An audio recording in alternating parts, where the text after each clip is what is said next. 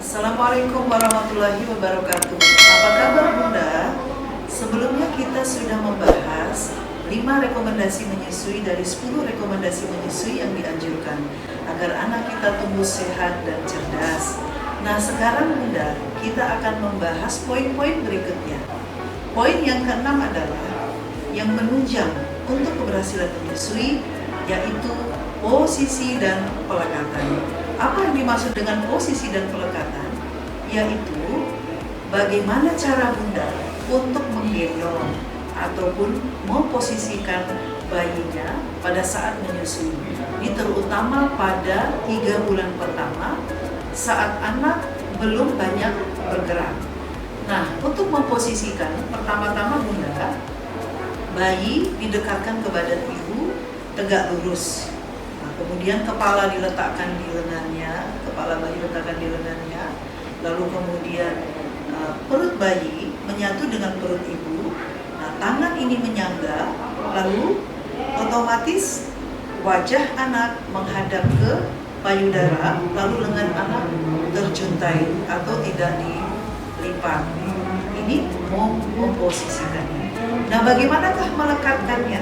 Melekatkannya artinya wajah bayi menghadap kepada payudara, kemudian dagunya disentuh dengan payudara, lalu kemudian otomatis mulut bayi terbuka. Begitu mulut terbayi, arahkan untuk mulut itu masuk memenuhi areola. Apa itu areola Bunda? Areola adalah lingkaran hitam di sekitar payudara.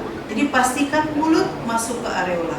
Nah, ketika itu mulut masuk, maka kita akan melihat seluruh areola itu terpenuhi kecuali sedikit saja di bagian atasnya, dan bibir bawah bayi memutar keluar atau seperti bibir yang doer. Nah, ini menunjukkan pelekatannya bagus. Nah, jika memposisikan dan melekatkannya bagus, maka bayi akan menghisap air susu ibu dari payudara dengan efektif.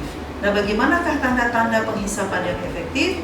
Maka kita akan melihat bayi menghisap dalam dan pelan, pipi bayi mengembung, lalu terdengar bunyi glek, glek, glek. Nah, ini tandanya bayi sudah menghisap air susu ibu dengan efektif. Nah, ini pasti akan bisa dipastikan bayi akan tercukupi kebutuhan air susu ibu. Nah, kemudian poin yang ke-7 yaitu bagaimana jika bayi sakit? Jika bayi sakit, maka teruslah untuk memberi air susu ibu. Bahkan lebih sering untuk diberikan. Kenapa Bunda? Karena begitu bayi sakit, bayi ingin didekap lebih sering untuk memberikan rasa nyaman. Dan bayi membutuhkan cairan dan makanan lebih banyak sehingga mempercepat pemulihan kondisi bayi. Nah Bunda, lalu apa kemudian poin yang ke-8? Yang ke-8 adalah Bunda pastikan bayi Bunda atau anak Bunda disusui hingga usia 2 tahun. Karena meskipun anak sudah mendapatkan makanan pendamping air susu ibu di usia 6 bulan, ASI tetap diperlukan untuk pasokan antibodi dan zat-zat gizi yang diperlukan oleh bayi Bunda. Nah, kemudian Bunda, poin yang ke-9 adalah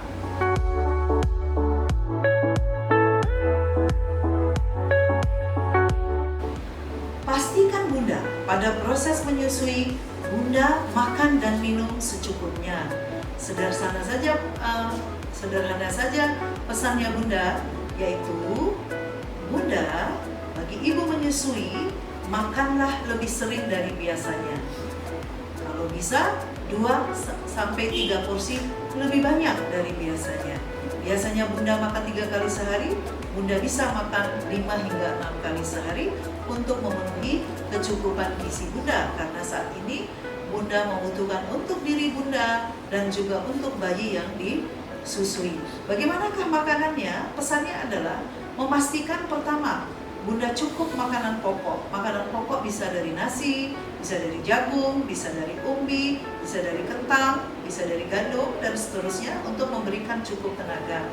Kemudian Bunda, makanan berikutnya adalah yang memenuhi protein hewani, yaitu makanan protein hewani berupa pangan, daging, ayam, ikan, hati, kemudian seafood, dan seluruh protein hewani lainnya yang memastikan Bunda cukup protein dan zat besi. Lalu kemudian kacang-kacangan sebagai sumber protein nabati.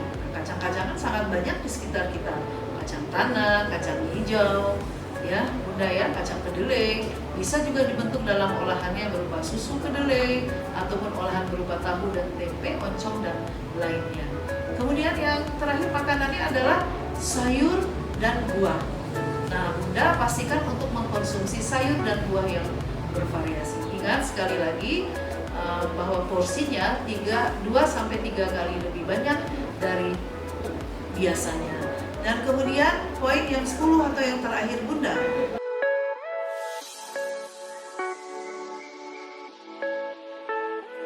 jika Bunda dalam kesempatan itu berpisah dalam waktu lama dengan anak, entah karena ada keperluan pekerjaan atau keperluan lainnya, maka pastikan ASI yang diperah diberikan kepada anak tidak menggunakan botol, tetapi menggunakan sendok dan menggunakan cangkir atau gelas, ya, supaya anak kita terhindar dari penyakit infeksi akibat tidak bersihnya botol susu yang kita siapkan untuk anak. Nah Bunda, kita sudah tuntas membahas 10 rekomendasi menyusui. Dan yang barusan kita bahas, saya ulangi lagi, poin yang keenam adalah posisi dan pelekatan. Yang ketujuh, susui terus bayi Anda sesering mungkin dalam keadaan sakit. Yang kedelapan, susui bayi hingga usia 2 tahun. Yang kesembilan, pastikan Bunda makan minum yang mencukupi kebutuhan Bunda selama proses menyusui 2-3 kali lebih banyak dari biasanya. Dan yang terakhir, berikan susu perah kepada bayi tidak menggunakan botol, gunakan sendok, cangkir, atau gelas.